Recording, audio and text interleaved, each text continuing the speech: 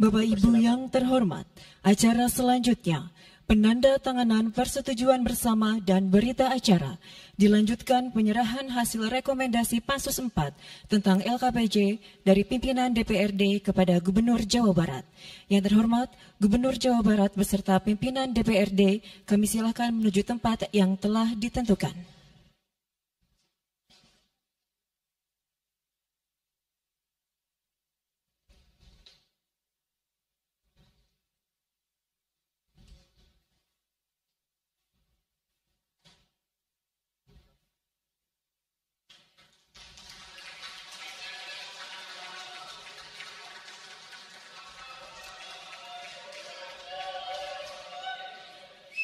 Penandatanganan persetujuan bersama.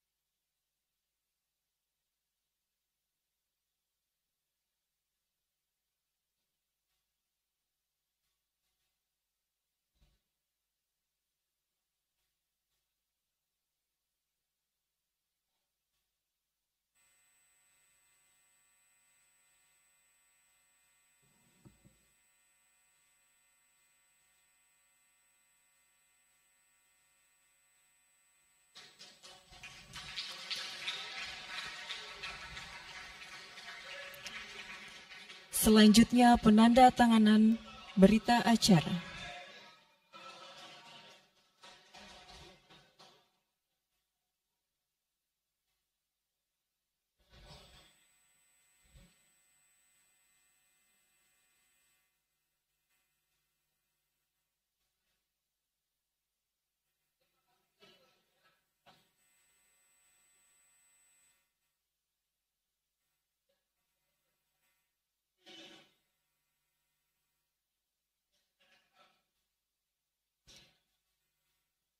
Selanjutnya penyerahan hasil rekomendasi LKPJ dari Ketua DPRD kepada Gubernur Jawa Barat disaksikan oleh para wakil Ketua DPRD.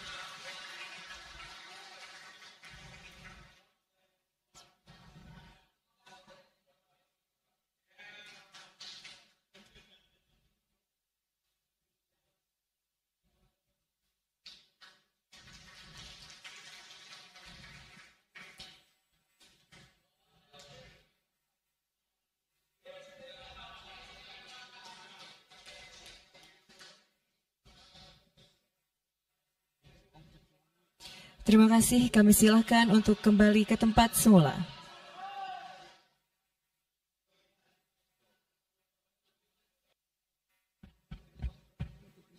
Assalamualaikum warahmatullahi wabarakatuh. Sampurasun. Yang saya hormati Ketua DPRD Provinsi Jawa Barat yang mulia Bapak Buki Wibawa, para wakil ketua Bapak Iwan Suryawan, ini tokoh politisi yang begitu kalem saat ada interupsi. Bapak M.Ki Iswara, ini politisi yang tampan selamanya tapi tidak pernah nakal.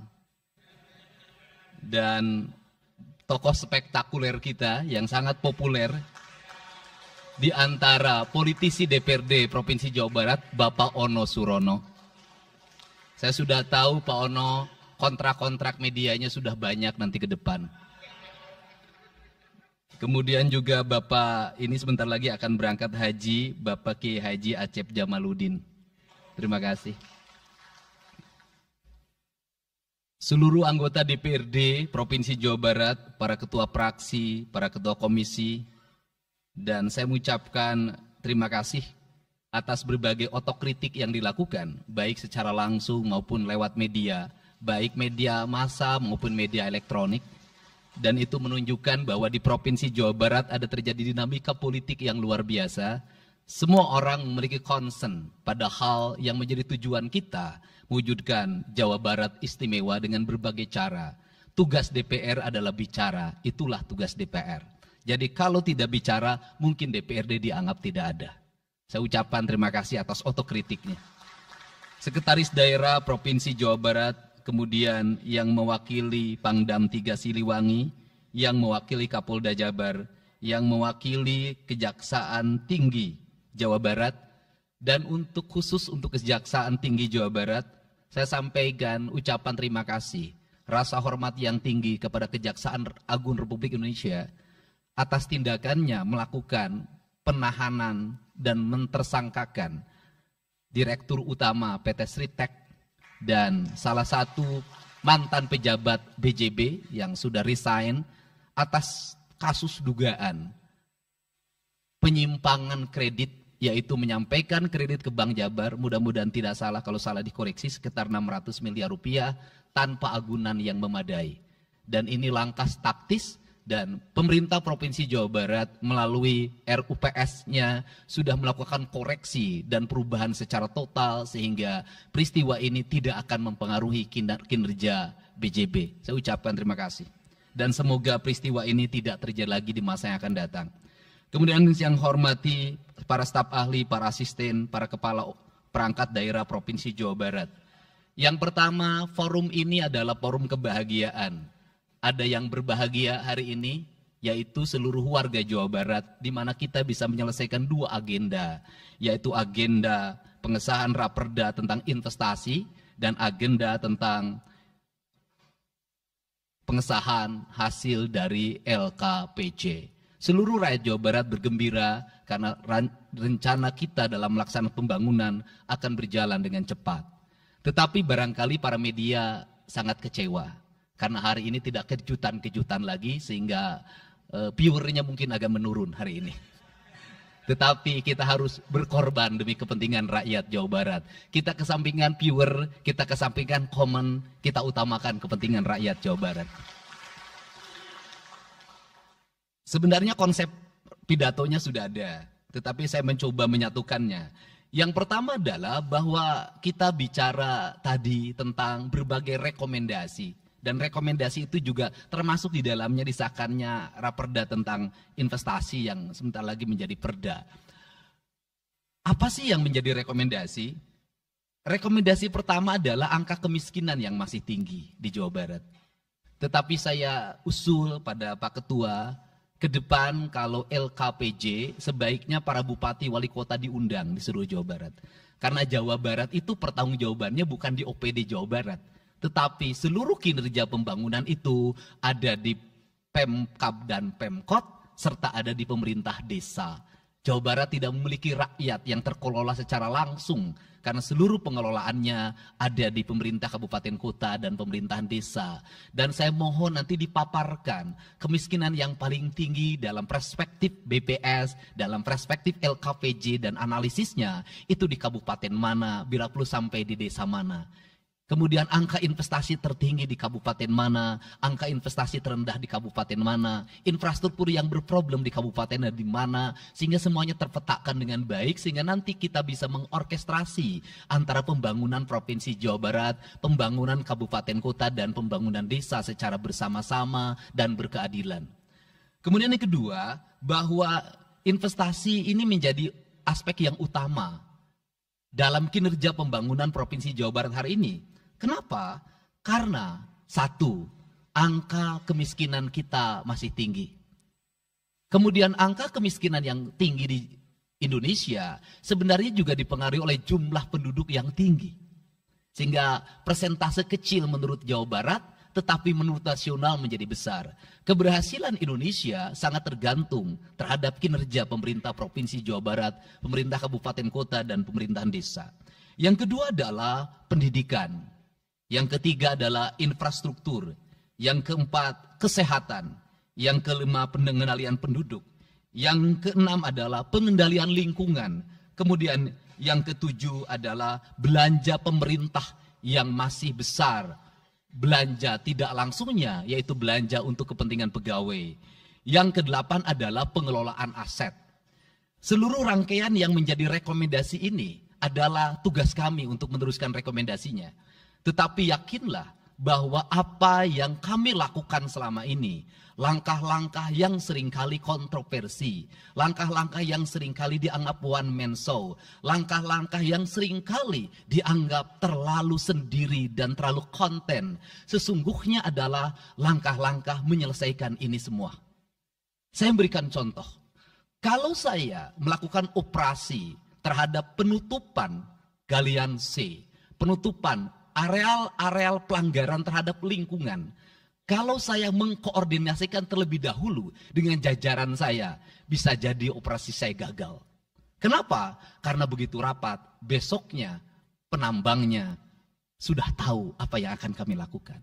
Sehingga kejutan-kejutan itu dilakukan untuk memberikan efek kejut. Dari efek kejut itu melahirkan viral. Dari viral itu melahirkan atensi. Yang pada akhirnya hari ini Jawa Barat seluruh penambangan liar bisa diselesaikan secara hukum. Dan Kapolda memberi atensi yang sangat tinggi.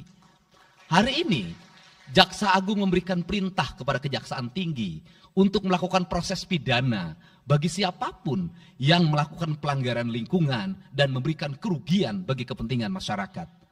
Yang kedua, saya sampaikan juga mengenai bagaimana melakukan penanganan terhadap berbagai problem lingkungan yang terjadi. Nilai tukar petani yang menurun, kemudian musibah bencana alam yang tidak berhenti. Perlu kami sampaikan bahwa Gubernur Jawa Barat sudah mengeluarkan peraturan gubernur yang melarang alih fungsi lahan, yaitu larangan alih fungsi hutan, larangan alih fungsi areal perkebunan, larangan alih fungsi sumber-sumber pengairan, larangan air fungsi daerah airan sungai, dan larangan alih fungsi pesawahan. Yang itu harus segera ditindaklanjuti oleh kabupaten kota dengan melakukan evaluasi tata ruang secara menyeluruh. Karena inilah jalan yang terbaik apabila kita ingin melakukan perubahan lingkungan di Jawa Barat. Kemudian, masih bicara kemiskinan hubungannya dengan pendidikan. Saya sampaikan bahwa problem kita saat ini, saat pemerintah menggratiskan sekolah sampai SMA, swasta masih bayar, maka gratis itu tidak punya makna. Saya tadi di jalan itu bertemu dengan orangnya menangis di depan saya karena seragamnya tidak bisa terbayar. Saya katakan harga seragam berapa? 1,5 juta. Saya balik, jajan anak ibu berapa? Sehari 20.000. Apa sih yang terjadi? Yang harus diperbaiki bukan hanya pemerintah, tetapi juga masyarakat harus diperbaiki. Apa yang harus diperbaiki? Ke sekolahnya harus selalu gratis, tapi biaya konsumsi anaknya selalu diikuti. Apa artinya gratis? Kalau bekal ke sekolah 50.000 per hari. Negara mengeluarkan biaya, tapi orang tua mengeluarkan biaya. Maka kami sudah mengeluarkan surat edaran. Yang surat edaran itu sesungguhnya sebagai upaya sistematik dan menyeluruh sampai tingkat pendidikan dasar, walaupun itu bukan kewenangan gubernur. Tetapi dari sisi surat edaran gubernur bisa dijadikan landasan bagi para bupati dan wali kota membuat surat edaran yang sama. Apa sesungguhnya yang menjadi alam pikiran saya? Alam pikiran saya, kemiskinan terjadi bukan hanya pada persoalan menurunnya pendapatan, tetapi kemiskinan terjadi yang paling besar adalah karena meningkatnya biaya hidup. Biaya hidup yang tinggi misalnya di sekolah, biaya studi tour, biaya perpisahan, biaya outing kelas, dan berbagai biaya wisudaan, itu adalah biaya yang tinggi dalam pendidikan. Untuk itu, apa yang dilakukan oleh orang tua ketika membelanjakan untuk kepentingan itu? Mereka pinjam bank emok, Mereka pinjam bank keliling, mereka pinjam bank pinjol, mereka pinjam NBK, dan mereka pinjam bank Pancasila. Menghentikan ini sesungguhnya, saya lagi menghentikan mereka tradisi meminjam uang dalam keadaan terdesak pada para rentenir. Dan ini strategi untuk menurunkan kemiskinan. Kemudian yang berikutnya adalah perhatian ketika rakyat sakit. Maka pemerintah harus cepat hadir menangani. Kenapa? Karena orang bisa jatuh miskin ke dalam jurang yang lebih dalam.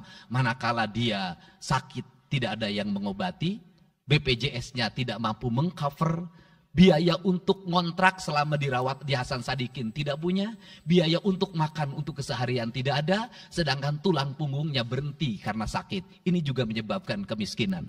Kemudian yang berikutnya, kemiskinan terjadi karena rusaknya sumber daya alam, air yang hilang, sumber penghidupan yang hilang, sumber energi yang hilang, sumber protein yang hilang, sumber kalori yang hilang di lingkungan berupa kerusakan lingkungan, itu akan melahirkan kemiskinan. Maka alam yang tertata sesungguhnya adalah bagian dari upaya untuk menjaga kemiskinan.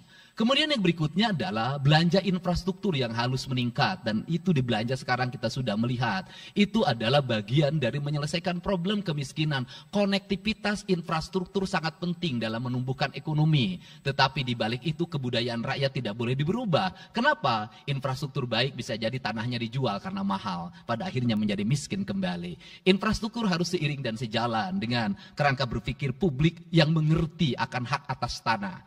Kemudian yang berikutnya adalah pengendalian penduduk. Booming penduduk di Jawa Barat relatif besar. Untuk itu harus dibuat berbagai upaya untuk menyelesaikan problem kependudukan. Saya berkali-kali bercerita bagaimana di Majalengka saya bertemu dengan sebuah keluarga yang tinggal di kontrakan, yang ayah dan ibunya tidur ketika jam 11 siang dan anak-anaknya berjualan di alun-alun. Jumlah anaknya 11, dan ketika saya berkunjung ke tempat kontrakannya sudah hamil lagi yang ke-12. Ini problem. Dan itu saya kemudian di Cirebon, saya berkunjung pada sebuah rumah yang listriknya baru dinyalakan lewat program Provinsi Jawa Barat. Rumahnya itu ternyata anaknya sudah 4. Padahal dia baru saja menyelesaikan rumah dari pinjaman senilai 25 juta. Dan itu pun belum selesai dan rumahnya 1 kamar. Ketika keluar dari rumah itu saya bertemu dengan seorang bapak yang meminta kepada saya untuk ber-KB. Anaknya sudah 7. Dia tak mau lagi untuk anak yang ke-8. Saya katakan bahwa jumlah anak sangat identik dengan problem kemiskinan. Betul, kemiskinan tidak akan bisa diselesaikan dengan hanya mengatur kelahiran, tetapi setidaknya pengaturan kelahiran adalah bagian dari untuk menekan angka kemiskinan. Dan yang terakhir adalah dari seluruh rangkaian ini adalah belanja pemerintah harus menjadi stimulus bagi kepentingan masyarakat. Maka jumlah-jumlah proyek harus terus segera digulirkan, digelontorkan menjadi kegiatan publik sehingga banyak orang yang kuli, banyak orang yang nyapu, banyak toko-toko yang buka, semen terjual, besi terbeli, dan kemudian regulasi ekonomi berjalan. Warung-warung bisa menjadi tempat para kuli siang hari makan siang. Dan ini adalah bagian dari strategi stimulus ekonomi yang digulirkan oleh pemerintah itu memiliki sumbangsi terhadap 12% pertumbuhan. Dan yang terakhir adalah investasi. Investasi itu modalnya ada 3. Yang pertama adalah konektivitas infrastruktur, ketersediaan jaringan air bersih. Kita jujur hari ini saya sampaikan ke DPRD, banyak perusahaan-perusahaan yang masih menggunakan air bawah tanah tapi tidak berizin. Bayar pajak tidak, jalan terus. Karena kalau dihentikan mereka pabriknya berhenti. Setelah itu apa? Mereka menjadi objek pemerasan beberapa pihak dalam setiap bulan karena dianggap melanggar perda. Tetapi kalau juga mereka dihentikan, maka pabrik itu berhenti. Dilema itu harus segera diselesaikan. Caranya bagaimana? Caranya adalah pemerintah provinsi melalui Bapeda hari ini harus segera merancang daerah-daerah yang menjadi kawasan industri harus dibangun fasilitas infrastruktur jaringan air bersih dalam bentuk investasi pemerintah sehingga nanti dikoneksikan dengan PAM-PAM atau PDAM di setiap kabupaten kota secara terkoneksi. Dan ini jalan bagi kita menyelamatkan lingkungan dan menorong pertumbuhan PDAM di setiap kabupaten kota. Karena apa? Karena angka pembayaran yang dilakukan oleh industri jauh lebih baik dibanding angka rumah tangga dan angka-angka layanan sosial lainnya. Itu yang pertama. Yang kedua adalah tumbuhnya iklim investasi di mana masyarakat merasa nyaman. Investor merasa nyaman ketika perizinannya cepat. Saya memberitahukan ya, bahwa di Indramayu ada pabrik sepatu yang selama 2 tahun tidak mau buka, hanya karena perizinan lingkungan hidupnya belum kelar. Saya ngambil langkah pasang badan, lakukan pembangunan karena itu menyerap 8.000 tenaga kerja. Kemudian di Cirebon juga seperti itu, banyak perizinan yang menggantung bertahun-tahun. Hari ini saya janjikan dalam 1 bulan ini seluruh perizinan di Jawa Barat tuntas dan selesai. Dan saya meminta kepala BPM TSP menjadi VR pemerintah Provinsi Jawa Barat untuk senantiasa tiap hari melihat data dan dokumen di setiap kabupaten kota. Mana yang terlambat, mana yang mengalami hambatan. Kemudian yang berikutnya adalah kenyamanan dalam berusaha. Kenyamanan dalam berusaha adalah keterangan para investor dan lingkungan masyarakat terhadap berbagai aksi gangguan dari orang yang mengatasnamakan diri preman. Untuk itu hari ini kita cukup bersyukur di Jawa Barat, peristiwa ini sudah hampir tidak ada. Kapolda kalau dengar ada preman, hari ini turun termasuk ke Garut, dengar ada preman, Kapolda turun.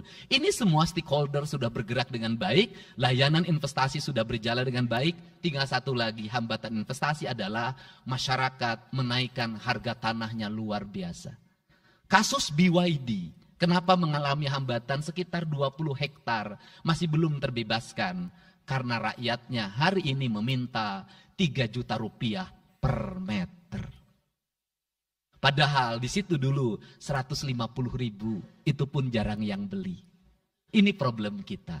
Apa peran gubernur saya sampaikan? Peran gubernur bukan hanya mendorong bagaimana investasi berjalan melalui mekanisme administratif. Saya sampai turun untuk mijitin orang yang jual agar mau jual. Dan sudah ada beberapa yang berhasil saya rayu, saya dekati dengan harga. Itu pun tidak terlalu rendah, harganya 1,1 juta. Itu sudah paling murah. Ini yang terjadi di Jawa Barat hari ini. Tidak mudah mengelola sebuah wilayah yang begitu luas.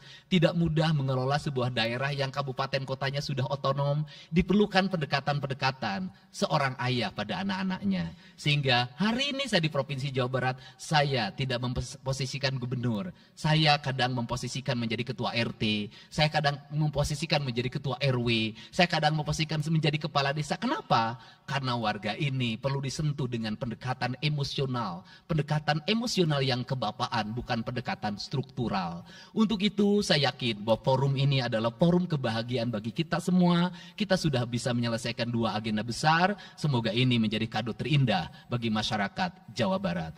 Insya Allah kami akan menjalankan pemerintahan dengan baik. Apa yang kami susun, apa yang kami rancang, dan apa yang kami kerjakan adalah semuanya kami dedikasikan untuk kepentingan masyarakat Jawa Barat. Yang terakhir kami sampaikan juga bahwa kami kemarin sudah melapas 273 anak-anak yang mengikuti pendidikan di Dodik Rindam 3 Siliwangi. Hasilnya bisa dilihat secara terbuka di berbagai tayangan.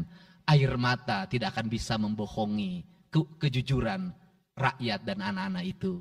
Dan saya sampaikan, hari ini ada 13 orang anak yang tinggal di rumah dinas gubernur. Pada saat yang lain orang tuanya datang menjemputnya, dia menangis. Tak ada satupun orang tuanya yang datang, seorang menjadi anak yang terbuang. Dan akhirnya saya memutuskan mereka untuk sekolah di Bandung dan tinggal bersama gubernur Jawa Barat. Ini cara kita menyelesaikan. Saya ucapkan terima kasih pada semuanya, semoga kebahagiaan menyertai kita semua. Dan saya yakin setelah kegiatan ini, kita akan walk out secara bersama-sama. Wallahu muwaffiq ila aqwamit thoriq. Assalamualaikum warahmatullahi wabarakatuh. Sampurasun. Sekali merdeka tetap walk out secara bersama-sama.